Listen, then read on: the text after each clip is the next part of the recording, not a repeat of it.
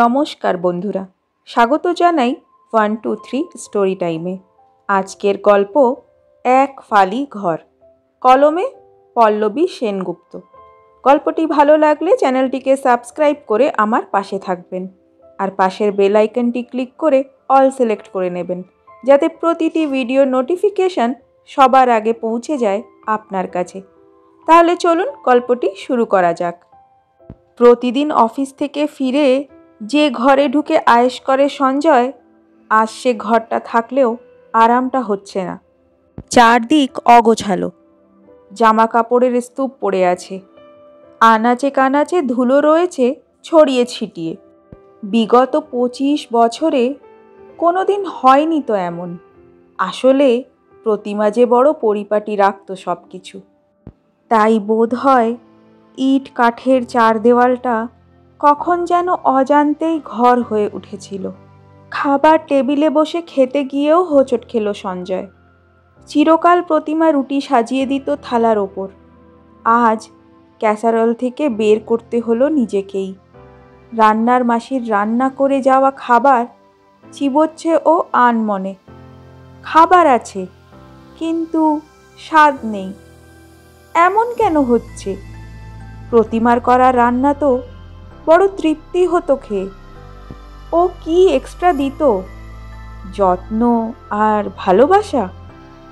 তার জেরেই কি খাবারগুলো অত সুস্বাদু হয়ে উঠত? তবে রান্নার লোকের রান্নায় ওটা মিসিং বলেই কি খাবারগুলো আজ এত বিস্বাদ লাগছে?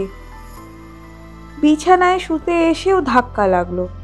বিছানা করে দিয়েছে বিমলা মাসি, কিন্তু সে বিছানায় কোনো আন্তরিকতা নেই যেন। সবটাই কেমন দায় সারা গোছের। মোবাইলে 6টার অ্যালার্ম দিল সঞ্জয়। আর তো কেউ নেই যে ভোরে উঠে ডেকে দেবে। প্রতিমা সঞ্জয়ের স্ত্রী, 25 বছরের বিবাহিত জীবন। ছেলে মৃদুলের জন্মের পর থেকেই আলাদা করে আর কখনো ওকে নিয়ে ভাবেনি সঞ্জয়। ভাবার প্রয়োজনও তো ছিল না, বরঞ্চ ক্রমাগত ওর মুটিয়ে যাওয়া শরীর দেখে বিরক্তই লাগতো বারবার। কতবার তো বলেও ছিল ওকে, এমন বিশ্রী চেহারা হচ্ছে কেন তোমার? আমার অফিসের মিসেস বোস, সুলতা চ্যাটার্জিদের তো এমন চেহারা নয়। ওরা তো তোমারই বয়সী। তাহলে তোমার সমস্যাটা কোথায়? সারাদিন তো বাড়িতেই বসে থাকো, আরামের জীবন, তাও কি একটু মেনটেন করতে পারো না? এই কথাগুলো ছুড়ে দিয়েই খালাস হতো সঞ্জয়। প্রতিমার প্রতিক্রিয়া কি হলো এসব কথা শুনে তা দেখার কথা মনেই আসেনি কখনো। প্রতিমা আধুনিক পোশাক পরতে পারত না, গুছিয়ে সুন্দর করে কথা বলতেও পারত না। তাই ওকে অফিস পার্টিতে নিয়ে যেতে লজ্জা লাগতো সঞ্জয়ের। বারবার মনে হতো ওকে ঘর আর রান্নাঘরেই মানায় কেবল। মাঝে মাঝে কোনো মেলায় গিয়ে বা পাড়ার মোড়ের বড় দোকানটার শোকেসে আঙুল দেখিয়ে যখন ও বলতো, ওই ফুলদানিটা কিনে দাও না গো, ওটা আমাদের ঘরে বড্ড মানাবে। বা যখন আবদার করতো, এবার বিয়ের তারিখে আমার কিন্তু নকশা করা চাদর আর বালিশের কভার চাই, তখন প্রতিবার বিরক্ত হতো সঞ্জয়। কতবার তো বলেই দিয়েছে, রোজগার তো করতে হয় না, টাকার মর্ম বুঝবে কিসে? আবদার করেই তুমি খালাস। অফিসে থাকাকালীন প্রায়ই ফোন করতো প্রতিমা, এই তুমি খেয়েছো তো? বৃষ্টিতে ভেজোনি তো? বিরক্তিতে মাথা জ্বলে যেত সঞ্জয়ের। ঝাঁঝিয়ে বলতো, তোমার মতো দিনরাত খাওয়া বা আরাম করা নিয়ে ভাবলে আমার চলে না, বুঝেছো? রোজগার করতে হয়। অবশ্য তুমি বুঝবেই বা কী করে এসব। মোবাইলে ফোন করে যখনও বলতো, আজ একটু গরম মশলা লাগবে গো, কিংবা যখন বলতো, ফেরার পথে চিনি নিয়ে এসো না লক্ষ্মীটি, সঞ্জয় রাগে গজগজ করত। মনে মনেই অজস্র গালিগালাজ করত প্রতিমাকে। আজ আর প্রতিমা নেই। মাসখানেক আগে হঠাৎ চলে গেল। আচমকা ধরা পড়ল ক্যান্সার। 2 মাসেই সব শেষ। আজ আর কেউ ফুলদানি বা বেডশিট কিনে দিতে বলে না সঞ্জয়কে। তাই শ্রীহীন হয়েই পড়ে থাকে ঘরটা। 4 দেয়ালের বাক্সের মতো লাগে তাকে। কেউ ফোন করে চিনি বা গরম মশলা আনতে বলে না, তাই খাবারগুলো কেমন যেন বিস্বাদ। রান্নার মাসি মাইনে নিয়ে কাজ করে, সঞ্জয় খাবারের স্বাদ নিয়ে তার মাথা ঘামাবার সময় বা ইচ্ছা কোনোটাই নেই।